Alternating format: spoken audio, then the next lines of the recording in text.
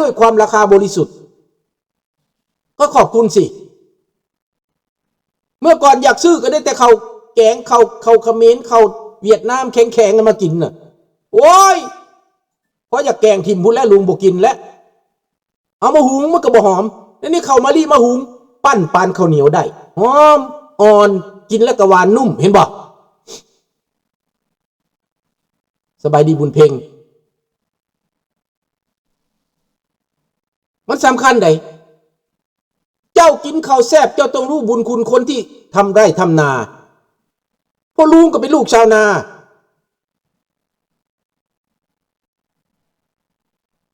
ไม่แล้วข้าวแข็งกินก็บ่แซ่บมันบ่แซ่บมันบ่หอมอันนี้ข้าวใหม่เด้ไปซื้อมานี่นะมันมาฮอด 2-3 อาทิตย์นี่นะเดือน12เขาเกี่ยวข้าวแล้วมาฮอดแล้วแสดงว่าเอาใจใส่อีหลีข้าวใหม่มาฮอดเดือน12ถูกเดซเบอร์ไม่ได้ขายได้ข้าวใหม่แล้วข้าวเก่าเขาไปเฮ็ดหยังเขาก็ซื้อคือกันข้าวเก่ามีหมู่ข้าพเจ้าอยากได้แต่ข้าวเก่าอยากได้ข้าวเก่าไปเฮ็ดหยังไปซื้อแล้วมานึ่งแล้วเฮ็ดข้าวโขกนึ่งแล้วตากใส่อันมาชินน่ะนะตากแล้วก็มาทอดเป็นข้าวโขกขายข้าวโขกหยอดน้ำอ้อยนั้นหยอดใส่นะขายดับขายดีข้าวยุโรปข้าวอเมริกาแซ่บกว่าข้าวอยู่เมืองลาวเมืองไทยเพราะของดีๆของส่งขายต่างประเทศอันกินในประเทศเป็นของทั่วไปเป็นของเหลือดีอาจจะแม่นแต่ว่าด้วยตอนสมัยก่อนพระจักรลาวเนาะข้าวที่หนึ่งเม็ดอวยช่วยอยู่นี่นะเดี๋ยวนี้บ่เห็นละข้าวที่หนึ่งที่ไปจากเมืองไทยไปขายอยู่ลาวน่ะข้าวที่หนึ่งแซ่บข้าวที่หนึ่งนี่นะโอ้ยสมัยนั้นซื้อข้าวที่หนึ่งมากินในตลาดนะเขาว่าข้าวที่หนึ่งไหนข้าวที่เม็ดบ่ฮักแล้วก็ข้าวอ่อนข้าวนุ่มเขาต้องขัดจอดมาราคาแตกต่างกันข้าวที่หนึ่งกับข้าวบ้านนี้ไปเชียงใหม่เจ้าของก็ไปถามเอาข้าวที่หนึ่งให้ได้บ่เราก็เอามาเรียนกัน 3-4 อย่างตัวนี้ท็อปเราว่าคนตัวเราท็อปตัวนี้นะไปซื้อมาหนึ่งก็มันแซ่บอีหลีไหนเมืองไทยก็ยังมีอยู่ข้าวที่หนึ่ง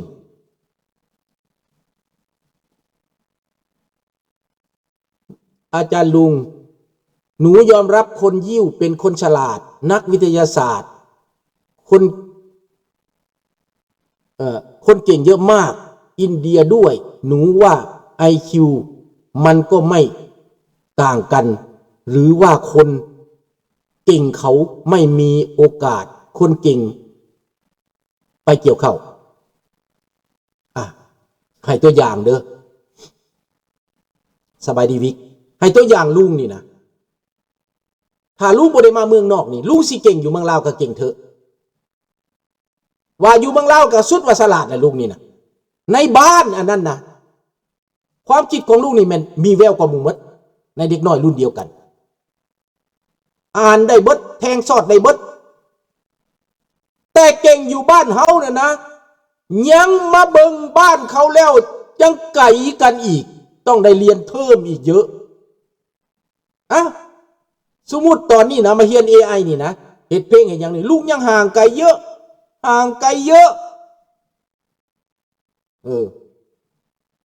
ว้าวกับลูกเขยดิลูกเขยเป็นนั่นเป็นวิศวกรเรื่องไอทีดิมันว่าอันพ่อเฒ่าเฮ็ดนี่นะพ่อเฒ่าต้องเฮ็ด2 ปีจังสิเก่งสำลูกเฮ็ดนี่นะมันว่าแต่มันนั่นจับมาปั๊บแล้วเลยดิแต่มันบ่สนใจนำเฮานี่มันเวียกของมันเห็นบ่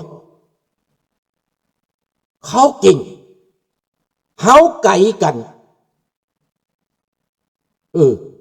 เฮาไกลกันกับเขา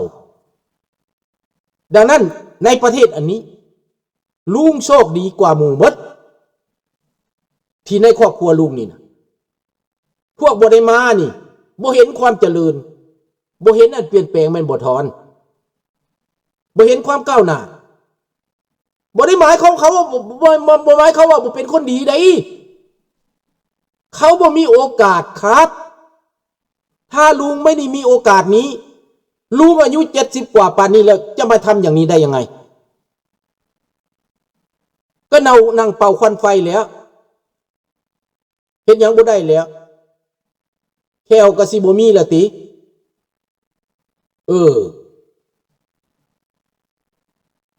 มันเป็นอย่างนั้นลุงก็ยังว่ามาฮอดประเทศอันนี้แขวเขาก็ปัวฟรีให้ก็เลยบ่เสียแขวเสียแต่2 เล่มลุงนี่ยังเสียต่อ2 เล่มแล้วบอกว่าเจ้าด็อกเตอร์บอกว่าเจ้าต้องรักษาไปดีๆเด้อให้มันได้ฮอด80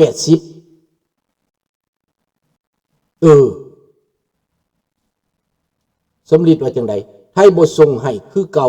มาหลังแล้วแต่ได้เข้าจากอินเดียอเมริกาอาจจะบ่ได้แต่อยู่แคนาดาได้เด้อสมฤทธิ์เด้อจากมาเลเซียเข้าเวียดนามเข้าปุ่นทางนั้นแต่แค่ในแต่ข้าวเจ้าอ่อนและหอมแต่แคนาดาได้ใหม่ๆเด้อแคนาดานี่ไปประสานงานกับประเทศไทยแล้วก็เซ็นสัญญากันแล้ว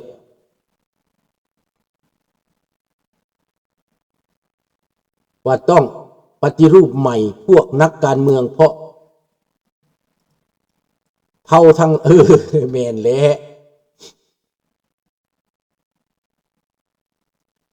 มันเป็นการถ่วงเวลานะใช่ครับเป็นความจริงครับพวกนักการเมืองหาผลประโยชน์เขาก็นักการเมืองเท่านั่นแหละมันไม่ได้ไกลกันดอกแมนว่าบุพิษดอกเป็นนักการเมืองเท่าพอใจเขาไม่ได้อยากให้ประชาชนสลาดขึ้นเขาหาเสียงน้ำเจ้าเท่านั้นซื่อๆมันบอกคือประเทศที่เขาเจริญแล้วอันประเทศเจริญบ่ได้แม่นมันเจริญกว่าบ่แม่นแคนาดาเจริญกว่าเมืองไทยบ่แม่นเลยวัตถุสิ่งของต่างๆอันอาจจะไทยเจริญกว่าก็มี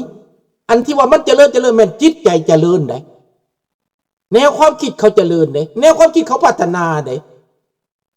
ความอิจฉาบังเบียดของเขาน่ะมันน้อยลงได้คนที่อิจฉาบังเบียดหมู่แม่นคนบ่มีความรู้คนที่บ่เข้าใจลึกคนที่คิดว่าอันใดก็ตัวเองหมด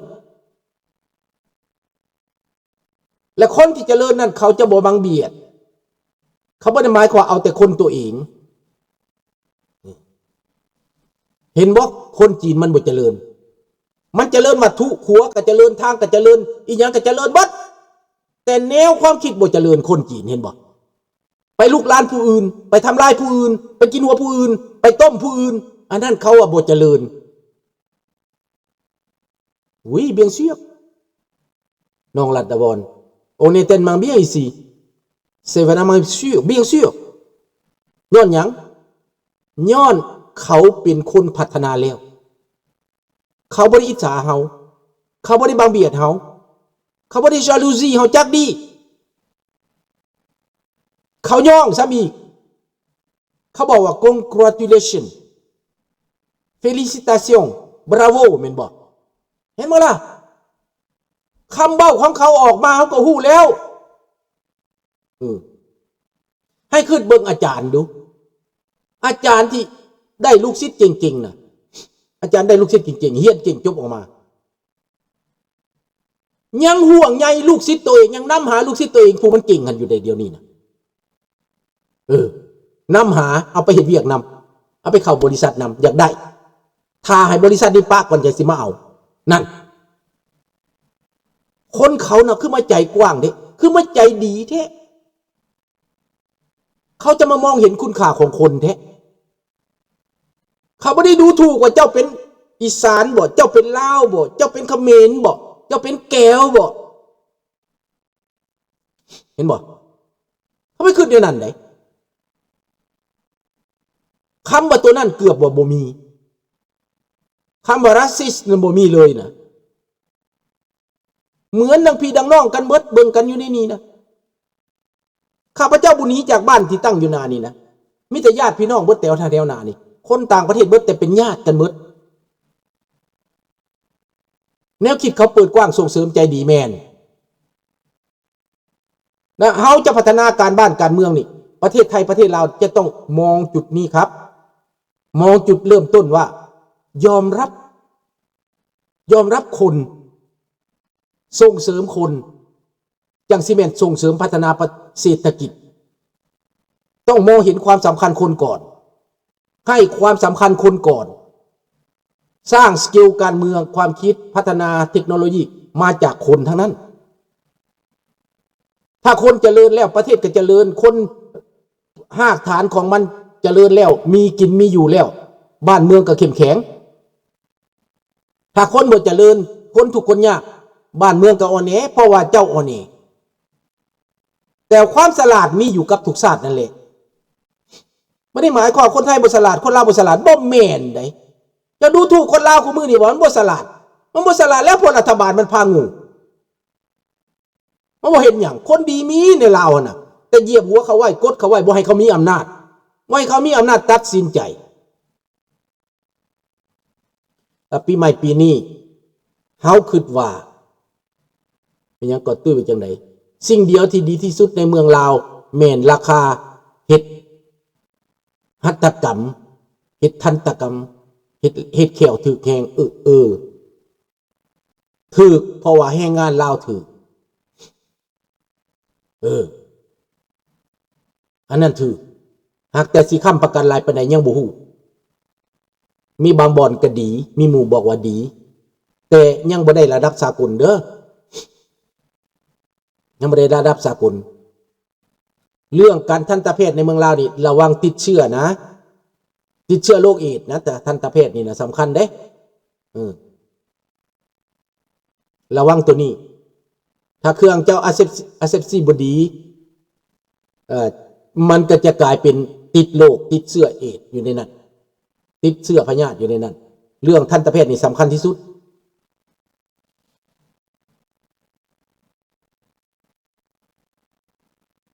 แม่นเรื่องนั้นนะแม่น